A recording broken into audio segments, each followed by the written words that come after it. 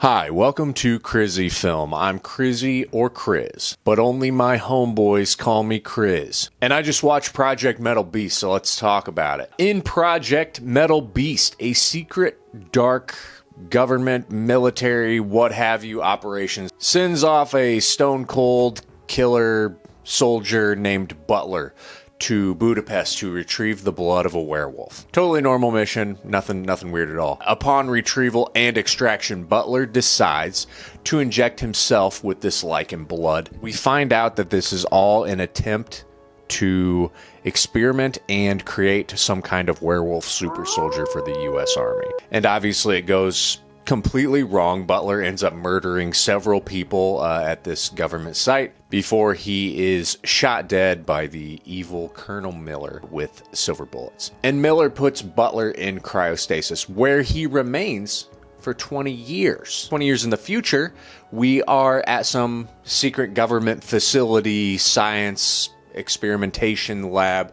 We're following around several scientists, doctors, and military personnel. They're all experimenting on creating some type of synthetic skin that's also fused with metal, something. It's a little vague. And our evil Colonel Miller is in charge of this entire operation. Once this team has successfully created this metal skin, he decides, well, this is perfect. We can graft this onto the werewolf. It'll work amazingly. He'll be unstoppable. So he forces this team of scientists and doctors to operate on the dead body of our old friend Butler. Everything's great until they find some foreign bodies in Butler's chest. They pull them out, and it was the silver bullets that Colonel Miller had pumped into him, and he comes back to life, turns into a werewolf, and goes on a rampage throughout the lab, kills a couple people until they finally are able to subdue him and bring him back into the lab, where they strap him to a table. They are all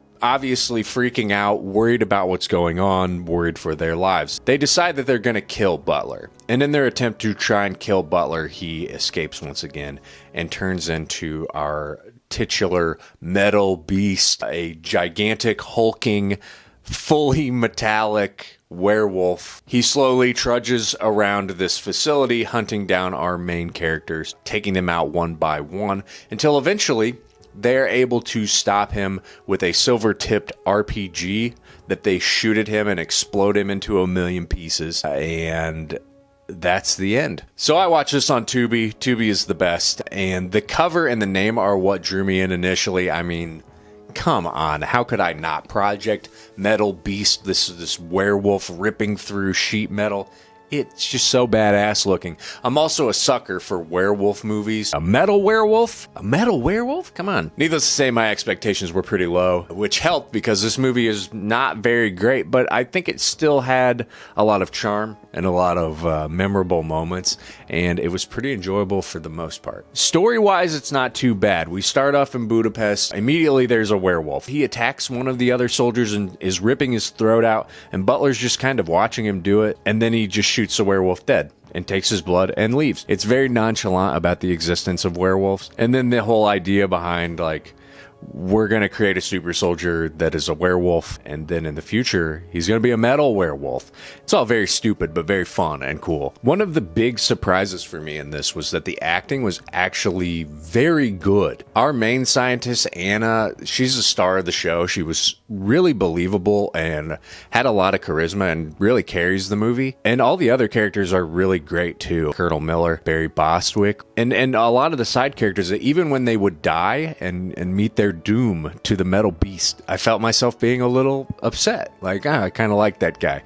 which is so surprising. I'm pretty sure that this movie was a straight to video release, and it's super low budget. And so I think that having all of these really talented people on board and acting their asses off is pretty incredible. It's commendable. And the music as well in this is very well done. It's John Williams-esque. And honestly, the whole time that I was watching this, I kept thinking of Jurassic Park. I don't know if it's like the lab setting or the sound effects that were being used. And this is around the same time, so it wouldn't be too big of a shock if Jurassic Park influenced this in some way. I just saw a lot of parallels between the two. Let's talk about the beast, the metal beast. I thought the design of this was really great. I think the initial werewolf costumes were really cool looking. The metal beast, maybe a little dumber, but still cool. He actually is almost Predator looking. He has these giant metal spikes that come out the back of his head. The actor is Kane Hodder, who is Jason Voorhees, so that's pretty cool. One thing I can't say is that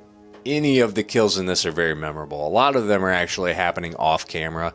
You might see some blood drip down someone's pant leg or something, but they don't do anything very interesting with him. He's mostly just slow walking through everything as somebody runs away from him. One of my favorite scenes in this movie is when they first subdue him after he comes back to life. He's just turned into a regular werewolf at this point. They bring him back in and strap him back onto the operating table, and he's in this half werewolf, half man form.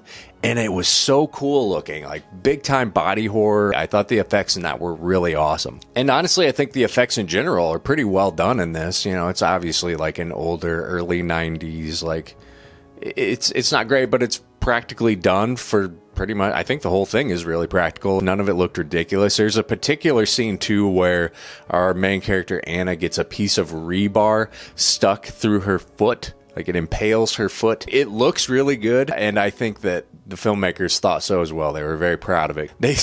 They spend an unnecessary amount of time focusing on this and her pulling this rebar out of her foot, and she gets up and is hobbling around on it for a while, but 2 minutes later she's sprinting. In terms of what doesn't really work, I mean, the movie does move a little slow. I don't think that it was really boring at all throughout somehow. I'm just not totally sure that it actually pays off well enough for how slow it does move. And we don't really get a whole lot of glimpses at the metal beast, which I think works to its advantage. I like movies like this where we're not really seeing the full creature up until the end. It adds more suspense and intrigue and curiosity, and I think it succeeds there. One of the biggest issues I had with this movie was the sound, and maybe it was the version I watched, but it was near impossible to hear a majority of what people were saying throughout this. I had to turn subtitles on really early because I just straight up could not hear what people were saying. So that was a huge drawback. The other thing is the entire movie takes place in this, lab research facility setting, and I think that it would have been cool to see this beast actually somewhere outside of it, or maybe even being used in some kind of military operation. Maybe it escapes and wreaks havoc on the general public. Who knows? It just felt very contained, and like we weren't seeing what this beast was fully capable of, because he's just doing typical, serial killer monster type things of slowly walking, grabbing, killing, moving on to the next thing. His military training never plays a factor into anything that he does. Overall, I'm going to give Project Metalbeast a 2.5 out of 5. It is pretty fun for the most part, but I think that there's some technical weirdness that might be holding it back a little bit. And I think that the slow burn is maybe a little too slow. But there's definitely worse movies out there, and I think that this is pretty fun when it's firing on all cylinders. Check it out on Tubi. But what do you think? Have you seen Project Metalbeast? Do you like it? Do you not like it? Sound off in the comments. Be sure to like this video, subscribe to my channel, and as always, thank you for watching. Bye.